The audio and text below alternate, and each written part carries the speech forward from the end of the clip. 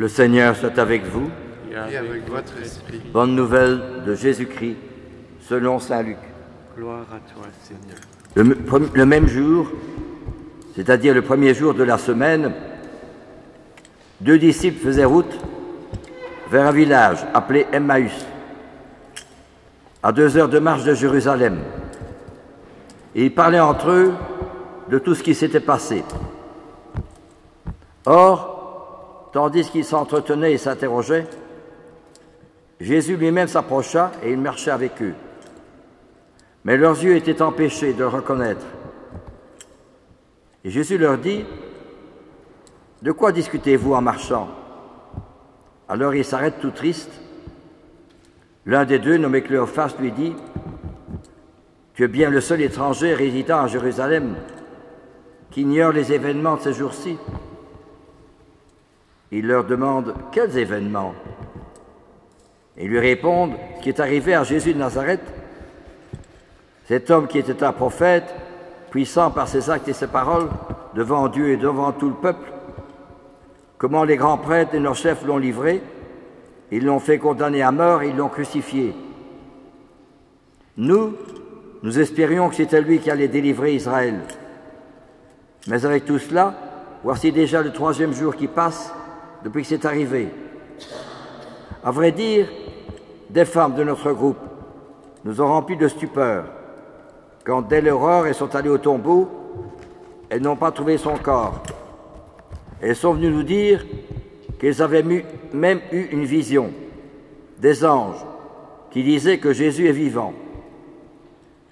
Alors quelques-uns de nos compagnons sont allés au tombeau et ils ont trouvé les choses comme les femmes l'avaient dit. Mais lui, Jésus, ils ne l'ont pas vu. Et Jésus leur dit alors, « Esprit sans intelligence, comme votre cœur est lent à croire tout ce que les prophètes ont dit. Ne fallait-il pas que le Christ souffrit cela pour entrer dans sa gloire ?» Et en partant de Moïse et de tous les prophètes, il leur interpréta dans toute l'Écriture ce qui le concernait. Quand ils approchent du village où ils se rendaient, Jésus fit semblant d'aller plus loin. Mais eux s'efforcèrent de le retenir. « Reste avec nous, car le soir approche et déjà le jour baisse. » Il entra donc pour rester avec eux. Quand il fut à table avec eux, ayant pris le pain, il prononça la bénédiction et l'ayant rompu, il le leur donna. Alors leurs yeux s'ouvrirent et ils reconnurent Jésus. Mais ils disparurent à leur regard. Se dirent l'un à l'autre, « Notre cœur n'était-il pas brûlant en nous, tandis qu'il nous parlait sur la route et nous ouvrait les Écritures ?» À l'instant même, ils se levèrent et retournèrent à Jérusalem.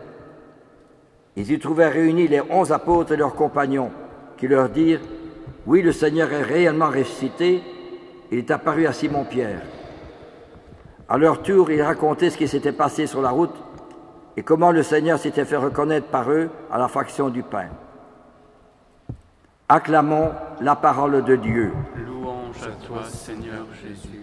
Voilà un bel évangile qui est proposé à notre méditation en ce 3e dimanche de Pâques. Le récit des pèlerins d'Emmaüs qui discutaient entre eux sur Jésus, mais ils ne reconnaissaient pas. Où était donc Jésus? Alors, quelqu'un se joint à eux, ils ne reconnaissent pas. Et finalement, il reconnut la fraction du pain. Notre cœur n'était-il pas brûlant quand il nous a expliqué les Écritures? Comment découvrir la présence de Jésus dans notre vie quotidienne, là où nous sommes, là où nous vivons tous les jours? Comment faire la même expérience que les pèlerins d'Emmaüs? J'ai rencontré Jésus, il a changé ma vie. Comment aujourd'hui, à travers les nouvelles qu'on nous donne à la télévision, ou bien à travers Internet, ou à travers les réseaux sociaux, à travers tout cela, comment redécouvrir Jésus. Un jour, j'ai déjà raconté cette histoire, mais bis repetita placet. Un monsieur qui avait de lourdes responsabilités décide d'aller avec quelques compagnons dans un pays lointain. Il avait déjà étudié un petit peu la philosophie du yoga et de la religion orientale. Et il s'était déjà un petit peu regardé, un peu lu, un peu étudié. Et il décide de partir avec 2 de ses compagnons pour aller bien loin, en Inde. Prend l'avion, court bien loin, on prend le train. Puis il y a les montagnes où était le gourou, l'homme de Dieu. Il va nous changer, il va me donner de belles choses, il va changer ma vie quotidienne. Nous sommes tous comme ça. Nous en avons assez de la vie, du train-train de la vie quotidienne, banalité de la vie, de monotonie de la vie quotidienne. Et nous cherchons toujours quelque chose d'extérieur, quelque chose de sensationnel, de merveilleux, d'extraordinaire. Nous sommes tous comme ça, et moi aussi. Et voilà que, après un long voyage, il monte la montagne, c'est déjà haut, c'est déjà difficile. Et puis, il arrive à la maison du gourou, de l'homme de Dieu. Et il se dit, je vais enfin voir l'homme de Dieu qui va me donner de belles choses, ça va être formidable, ça va être fantastique, sensationnel, merveilleux. Et il frappe à la porte. Et un domestique qui vient vous chercher, le gourou? Non, il n'est pas ici. Il faut retourner. Le gourou, il est dans les bras d'une femme. Il est dans les bras d'une femme. Il ne comprenait pas, hein? Tu sais, qu'est-ce que c'est que ça? Alors il revient déçu. On lui montre un peu la maison où habite le gourou. Il voit un peu le bureau, il voit encore, etc., l'endroit où il prie. Mais le monsieur, avec ses amis, reviennent déçus. C'est pas possible.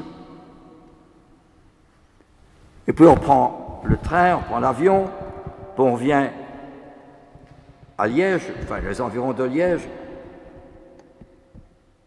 Il revient chez lui, dans le bureau, il dépose ses affaires, il dit au revoir à ses amis. Puis dans le corridor, lui, il ouvre la porte de la cuisine. Qu'est-ce qu'il voit? Une femme avec un homme.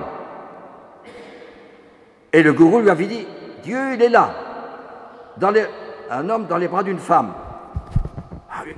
Il revient dans son bureau, il est tout étonné et il se met à pleurer. Lui qui était directeur, qui avait de lourdes responsabilités, il se met à pleurer.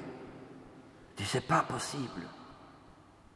Eh bien oui, c'était son fils qui était handicapé, le seul fils qu'il avait, et qui n'a jamais voulu reconnaître devant les autres, devant ses amis, tout ça, il le dédaignait. Parce que lui était directeur, il avait de hautes responsabilités, il ne voulait pas reconnaître un échec. Sa femme s'occupait de l'enfant, enfin du gamin qui avait 16, 17 ans ou 18 ans.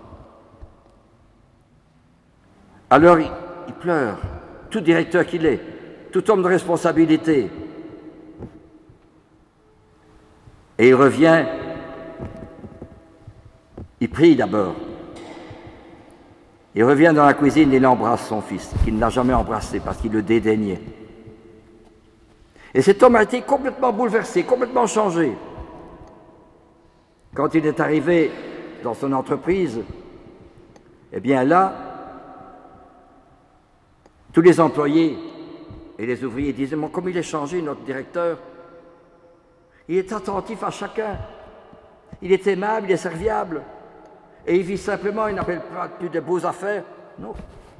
Il vit simplement, il est attentif à chacun, et il est très aimable, très poli, très généreux, très serviable. Quand il y a une fête ou l'autre, eh bien, il offre quelque chose à chacun d'entre nous, mais il est complètement changé, alors qu'avant, il était impératif, sans discuter, fermé, dur, agressif parfois. Mais maintenant, il est complètement changé. Alors, voyez-vous, c'est un peu comme nous aussi, et moi aussi. Nous cherchons toujours, en dehors de la banalité et la monotonie de la vie quotidienne, nous cherchons toujours un petit peu le merveilleux, le fantastique, le formidable, ce qu'il y a de beau. Mais nous ne trouvons pas que c'est dans la vie quotidienne à travers mes ennuis, mes difficultés, mes problèmes. Comme hier, j'ai reçu la visite d'un jeune que je n'avais plus vu depuis un an, qui était tombé très bas. Il s'est imaginé qu'il allait... Mais c'est aussi un signe du Seigneur. Voyez-vous, et c'est ce que nous oublions de regarder, qu'à travers la monotonie de la vie quotidienne, nous trouvons Jésus. Et ce monsieur a redécouvert ces paroles-ci. Jésus a tellement choisi la dernière place que personne n'a pu lui ravir. À toutes les extases, je préfère l'humble monotonie du sacrifice obscur et caché. Je préfère l'insuccès total, la perpétuelle solitude et les échecs en tout. Il y a là une union à la croix de Jésus qui me semble désirable entre toutes. Courons à la dernière place. Nous sommes sûrs que cette place n'est enviée par personne, mais nous sommes sûrs d'y trouver Jésus et Jésus seul. Ce monsieur a complètement changé, et ces paroles, elles étaient des lumières dans son cœur. Il a complètement changé, complètement transformé. Et ce monsieur a continué à vivre dans cette foi. Il a découvert Jésus. Voyez-vous, eh bien c'est la même chose pour nous, redécouvrir le Christ. Leurs yeux étaient empêchés de reconnaître. Eh bien, après ils disent, est-ce que notre cœur n'était-il pas brûlant en nous, tandis qu'il nous parlait sur la route et nous ouvrait les Écritures? Et cet homme a complètement changé il a découvert Jésus à travers le plus petit, le plus faible, qui était son fils, qu'il dédaignait, il ne parlait jamais de son fils aux autres, jamais. Et puis tout d'un coup, complètement transformé. Pourquoi? Il a découvert Jésus. Non pas dans les choses merveilleuses, fantastiques, inouïes, extraordinaires, non. Dans la monotonie et la solitude de la vie quotidienne, banalité, ordinaire, monotone, cachée.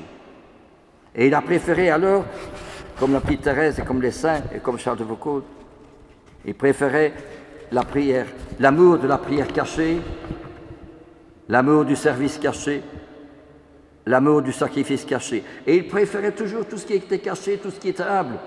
Pourquoi? Parce que là, il y trouvait le trésor des trésors, Jésus. Et moi qui vous parle, et chacun et chacune d'entre nous, où est Jésus? Amen.